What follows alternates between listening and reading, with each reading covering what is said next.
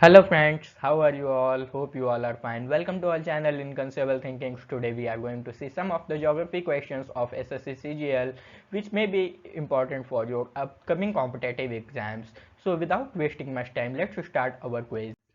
So here is the first question for you all. Which of the following wind is blowing from the Mediterranean Sea to northwestern part of India? There are four options. Option A western disturbance, northwestern लू and D is mango Shaw. यहाँ पे question ये कह रहा है कि भूमध्य सागर से भारत के उत्तर पश्चिमी भाग में निम्नलिखित में से कौन सी पवन बहती है। तो इसका आंसर क्या होगा, सोचिए कि कौन सी ऐसी हवा है जो मेडिटेरियन सी से उठती हुई भारत के नॉर्थ वेस्टर्न पार्ट में आती है। आपके सामने चार ऑप्शंस हैं, वेस्टर्न डिस्टर्बेंस, नॉर्थ वेस्टर्न लू एंड मैंगो शाव। आपको जो आंसर लगता हो please write in the comment box. So it's time for the answer. Let's see what's the answer. Answer is a, means western disturbance. Western disturbance एक extra tropical storm है जो कि Mediterranean reason से originate होता है और इससे क्या होता है, इंडिया के नॉर्थ वेस्टर्न पार्ट में पानी बरसता है। चलिए देखते हैं इसका पूरा कॉन्सेप्ट क्या है। वेस्टर्न डिस्टरबेंस जो है, ये रहा अपनी पूरी स्लाइड जिसमें पूरा डिटेल चीजें लिखी हैं। अगली स्लाइड में हम आपको मैप के उसमें पूरा बताते हैं। ये रहा पूरा वर्ल्ड का मैप। अब देखते हैं अपना इंडिया, ये रहा, ये इंडिया है।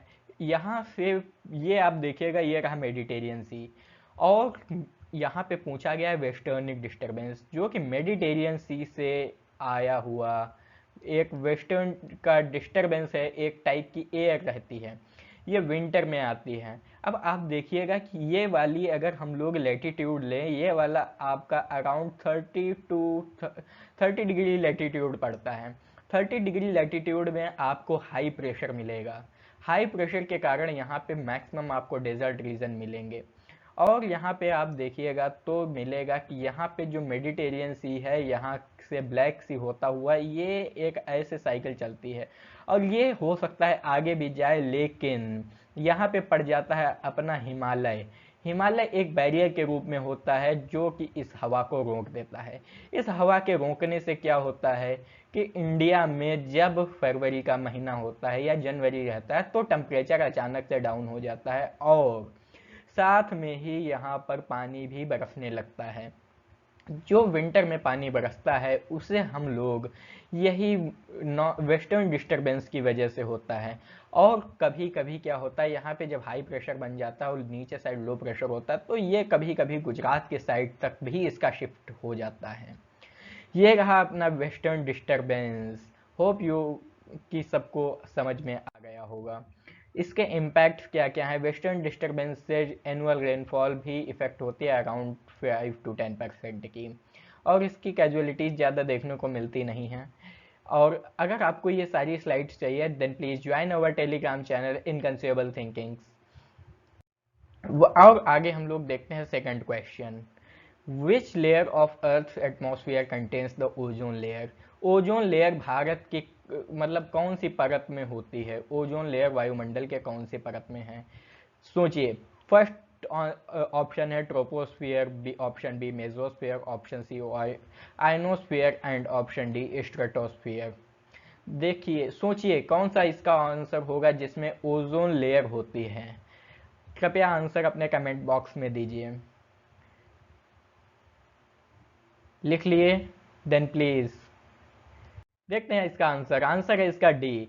अबाउट 90% इसका अपना एटमॉस्फेयर का जो है वो स्ट्रेटोस्फियर में रहता है ओजोन लेयर और this atmospheric layer is between 16 to 48 kilometres के बीच में है। अर्थ सरफेस से इसकी हाइट नापी गई है। अब सारी लेयर्स का एक बार क्विक रिवीजन कर लेते हैं अगली स्लाइड में।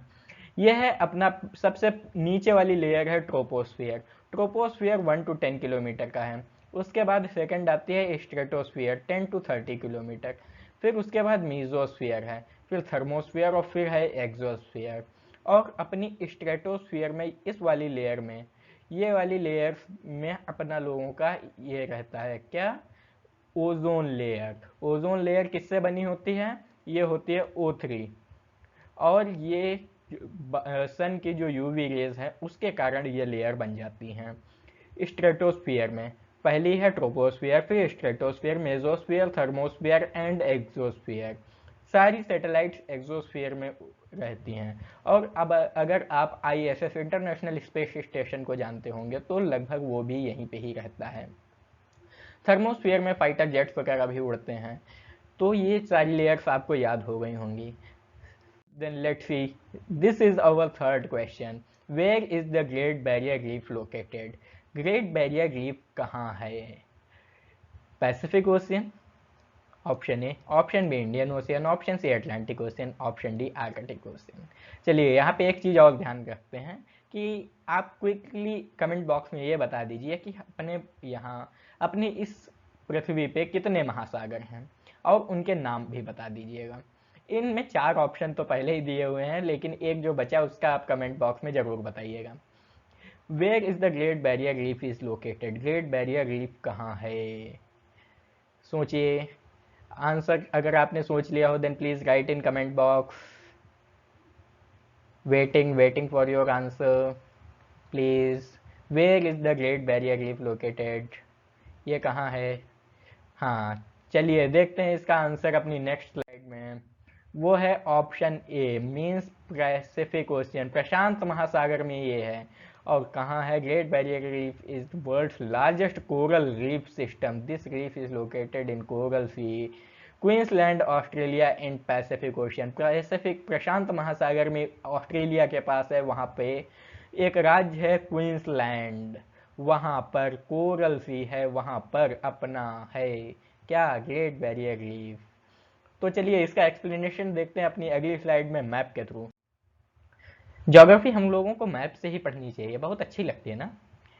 ये रहा अपना ऑस्ट्रेलिया। ऑस्ट्रेलिया में अगर आप देखेंगे तो ये रहा अपना ऑस्ट्रेलिया, और ये रही इसकी कैपिटल कैनबरा, और ये रहा अपना ग्रेट बैरियर रीफ। इतने रीजन में यहाँ पे क्या है? इस वाले रीजन में एक बहुत ज़्यादा चीज़ें मिलती हैं, जैसे कि बहुत ज़्यादा वेजिटेशन है, 6 टाइप के टर्टवाइज वगैरह मिलते हैं, 1500 वेराइटीज़ की फिशेस हैं, बहुत ज़्यादा कोरल रीफ यहाँ पे कोरल सी है जिसमें ये रीफ लोकेटेड है। और वेराइटी ऑफ यहाँ पे चीज़ें मिलती हैं, जैसे कि बहुत अलग अलग टेरिटराइज मिलते हैं, स्नैक्स मिलते हैं, फिशेस मिलती हैं, और साथ में प्लांट्स की भी वेरियस काइंड ऑफ डाइवर्सिटी यहाँ पे मिलती है। ये रहा, हम लोगों ने मैप के थ्रू देख लिया। पैपागोनिया के पास, न्यू गुनिया के पास है, इंडोनेशिया इसका पड़ोसी कंट्री है। और बहुत लोग कंफ्यूज ये रहते हैं कि ऑस्ट्रेलिया को कभी कभी कॉन्टिनेंट कह देते हैं। ऑस्ट्रेलिया कॉन्टिनेंट नहीं है, ये एक अपने आप में कंट्री है, और ये ओशिनिया कॉन्टिनेंट है जिसमें ये न्यूजीलैंड, इंडोनेशिया वगैरह ये सारी कंट्रीज आती हैं। ऑस्ट्रेलिया भी उसी का ही एक पार्ट है। तो चलिए देखते हैं अपना अगला क्वेश्चन।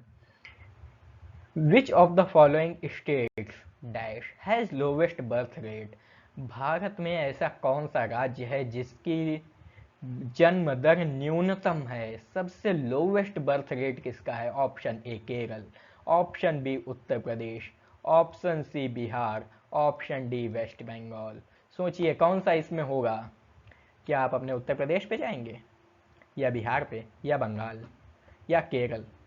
सोचिए। अगर आपको आंसर मिल गया हो then please give the answer in comment box. Yes, ढूंढ लिया आंसर? Any guesses? तो चलिए without wasting much time let's see. The answer is Kerala. Kerala is having the lowest birth rate 14.7 according to latest official data. Bihar is having the highest birth rate, Bihar के पास highest है, और केरल के पास is the lowest birth rate. सोचिए कि केरल जो सबसे ज़्यादा डेवलप्ड स्टेट एक इंडिया में माना जाता है, उसके पास लोवेस्ट बर्थ रेट है। अब देखते हैं question number 5। Abu Dhabi is the capital of. Abu Dhabi किस की राजधानी है? Option A United Arab Emirates, option B Netherlands, option C South Korea, option D Italy. सोचिए कौन सी देश की राजधानी अबू धाबी है? United Arab Emirates, option B Netherlands, Option C, South Korea. Option D, Italy. Got the answer? Please, please, please, please do it fast. Yes. If you got the answer, then please give the comment. The answer is Abu Dhabi. Abu Dhabi is the capital of United Arab Emirates. इसका option होगा a. United Arab Emirates की capital है Abu Dhabi. So let's see the next question. Dudhwa tiger reserve is in which state? Dudhwa tiger reserve Bharat के कौन से राज्य में है? Option a Karnataka, option B Uttar Pradesh, option c Chhattisgarh, option D West Bengal. सोचिए इसका आंसर क्या होगा. कर्नाटक, उत्तर प्रदेश, छत्तीसगढ़, वेस्ट बंगाल. दुधवा टाइगर रिजर्व कहाँ है? सोचिए. If you got the answer then please write in the comment box. So the right answer is Uttar Pradesh. Uttar Pradesh में ये वाला है Dudhwa tiger reserve. This is for the today's quiz. If you like this quiz, then please like, share and subscribe to our channel Inconceivable Thinkings.